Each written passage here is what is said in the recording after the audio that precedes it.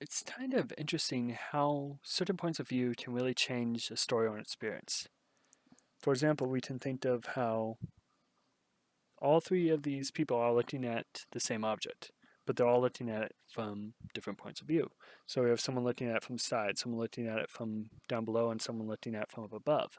So depending on what the object is, they may be seeing something really different than what the other two are seeing. We can think of that classic story of the blind men who touched an elephant and then are trying to explain what it is. So since they all touched a different part of the elephant's body, then they all have different ideas of what it actually looks like. So again, that kind of creates a different perspective. We can also think about how concert goers might have a different experience depending on where they are in the audience. If someone is right up front, then they may be really engaged with what's happening because they're right there with the performers and so forth. Whereas someone who's a low fall back may still be enjoying the experience, but they may not be as engaged as someone who's right in the middle of the action.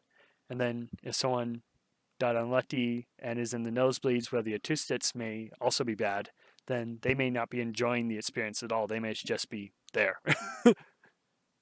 So then it's kind of a completely different experience based on where someone is and what they are looking at and basically where they are looking at it from. So this is kind of a bit of a different type of perspective as rather it being about how we are, it's kind of about where we are, or we see things as we are. So it's we see things because of where we are in a sense. But anyway, I first want to talk about it in kind of the general classic story text-based writing, and also in regards to movies as games because they have a bit of different twists on the classic perspectives, I think.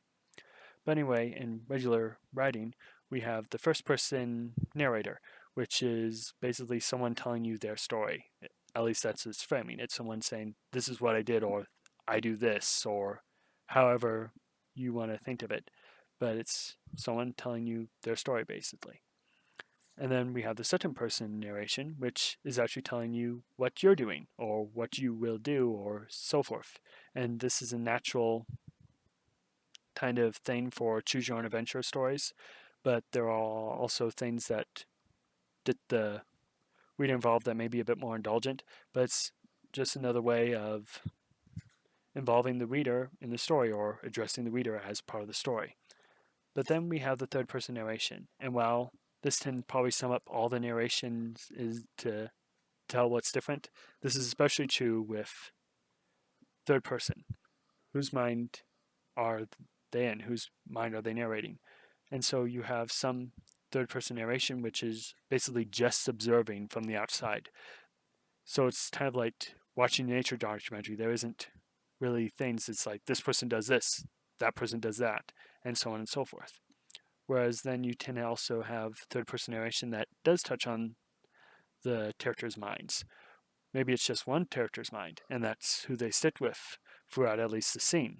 Or maybe they're just jumping from each character almost haphazardly into what they're doing and what they're thinking at any point of time. So it's different ways to kind of shape the story and what kind of perspectives that brings in by how they're looking at it, the point of view they have. But then in movies and games, we also have perspective based on the cameras, or at least how we're viewing the world. But it kind of makes it interesting is that you could almost see first person as also being part of second person in a sense, where but sometimes the first person is an established character or however you want to say it, it's a character separate from the player, and sometimes the first person camera is supposed to be on the player in a sense, or it's engaging the player in the world. So it's kind of a iffy scenario there, but generally first person is really popular in games, not so much as movies, because whereas movies you are watching the actors do stuff, in first person games you are kind of drawn into the action. And to be honest, I actually don't play much first person games, mostly because I generally get lost in them because I don't know why, but it's just something that happens and then stuff's going on that I don't know about, and then all of a sudden I have to go back to start. But anyway, that's just kind of my experience, but it draws in the player and makes them part of the action. And so really effective with horror games as well. Anyway, as for second player, we can kind of see how that, or the second person, we can kind of see how that kind of plays into it and drawing the audience in. But we can also think of how the old text adventures really made it about the person as like you wake up in a dark room or however you want to say it, and so forth. And then we also have found footage, which can also be treated as almost being the person in adventure as they're watching something that feels kind of real. It's not a narrative adventure unless there's a framing device, but they're actually watching footage, and so them watching it almost makes the audience drawn in a different way. We could also consider a text-based version of that being like the diary or correspondence style of stories. But now we have kind of the very addressing the audience thing in that the fourth wall. So this comes from kind of stage performances where the kind of actors have like the set around them. So there's like three walls that are seen, and then there's an invisible fourth wall that separates the characters from the audience. So when you have an actor start addressing the audience, then that is about breaking the fourth wall. And so while all of them can be used to annoyance, this is probably the most easily used to be annoying because it kind of takes people out of the states in a sense, out of the story that's being constructed at times when a character starts addressing them. Of course, sometimes it can be used to raise the stakes, like in certain games where the characters actually start threatening you for helping the player character or whatever. But again, it's a different kind of point of view to have. But in that way, then we have the third person camera. And this is often the style used for movies so that we can see the actors playing their parts. But it is also used in games as well to great effect. And again, I probably play more of these types of games, especially because I can actually see what's going on and where my opponents are and so forth. So it's not like something is suddenly going to come up behind me. But then you can also really take the camera out far and be overlooking a battlefield or even planet-wide, system-wide. And so it's just kind of a different thing that could all basically be considered third person, but drastically changes how the game is perceived and so forth. So I just summed up, I want to talk about how just by changing the point of view, we can kind of change how the story is perceived and received and even kind of how people interact with the story.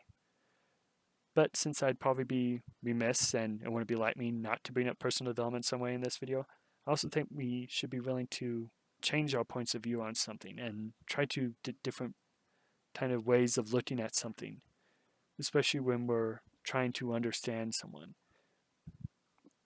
So that is something that does come with growth and something we actually basically have to be willing to be raw in a sense to be able to do that. But it's just a skill that I think that we can learn and benefit from. So anyway, those are my thoughts on it. So why not feel free to share yours in the comments below. And if you enjoyed this video, you can like and share it so that others may enjoy it as well. And anyway, you can also subscribe to this channel if you want to see more videos like this. Anyway, I'm Jonah, and you've been watching Lions Made Media, where we celebrate stories and the lessons learned from them. Talk to you later, and have a great rest of your day.